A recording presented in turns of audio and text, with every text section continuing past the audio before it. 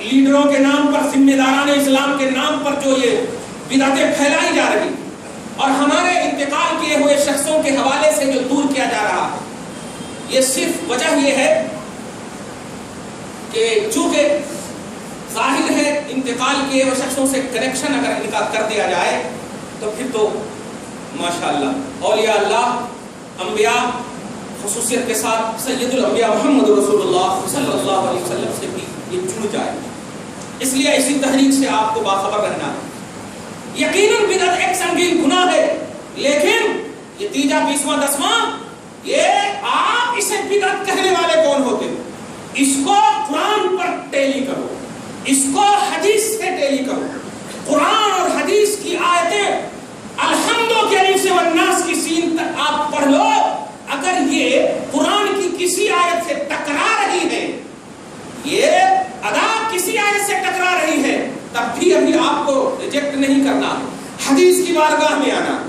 حدیث ملینوں بلینوں لاکھوں کروڑوں اربوں ہے، توجہ دیجیے گا، اس پر ٹیلی کرو. یہ ہے بدعت کا کانسیپٹ.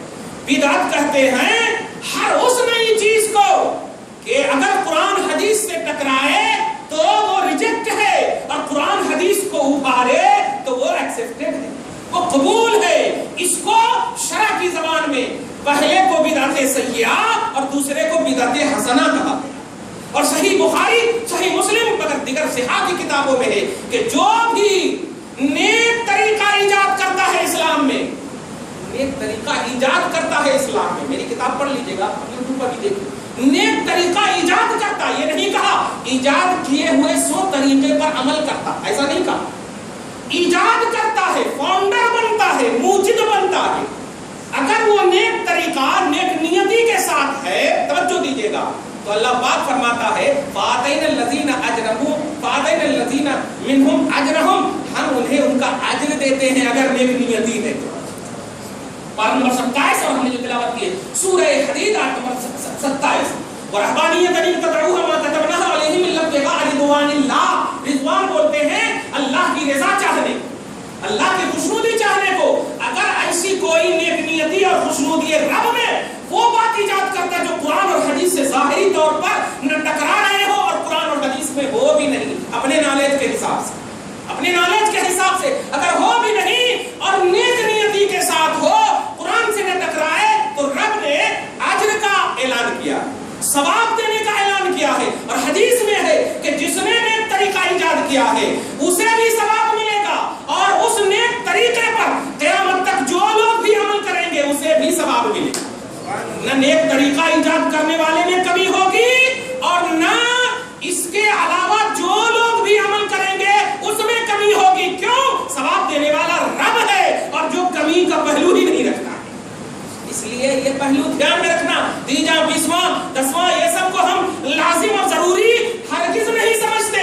اویلیبل ہوتا ہے کر دیتے ہیں، ورنہ اپنے خاندان والوں کو تو ہر دن ہم یاد رکھنا ہماری ذمہ داری ہے. آپ ابھی پڑھیں گے، ابھی امام صاحب اگر وہی آیت کریمہ تلاوت کر لیں تو بتائیے تو وہ یاد نہیں کیا.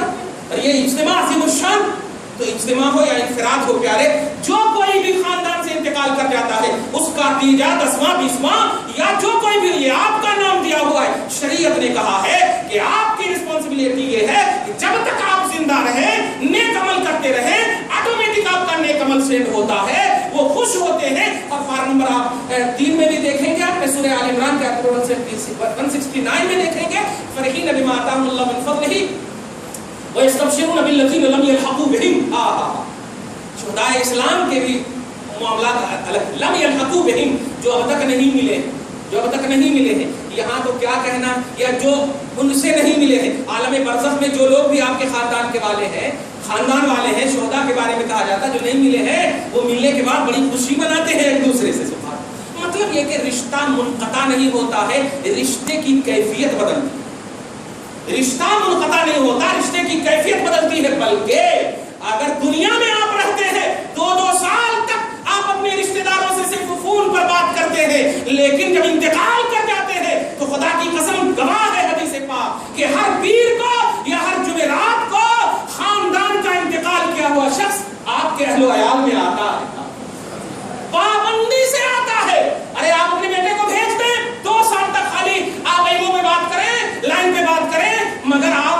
सीने से नहीं लगा सकते, बस रो रो कर बात करें, उनका लेफ्ट राइट नजर आता, राइट लेफ्ट नजर आता। लेकिन इंतकाल करने वाले आपके पास आते हैं, देखते हैं, खुशियां मनाते हैं अगर आप सब लोग खुश हैं, और अगर परेशान हैं तो बद्दुआ देते नहीं, जाकर आलम बरज़ख में खड़े होकर के दुआ करते, ए अल्लाह इन्हें हिदायत दे देना, हिदायत दे देना, और हिदायत देने से पहले मौत मत देना। इसलिए जो मुंसिफ में कहा गया है, आप अगर पढ़े हैं और अफेक्टेड हुए हैं, मुतासिर हुए हैं, तो आप उसको दूर करना अल्लाह ताला से दुआ है। परवरदिगार आलम हम सबको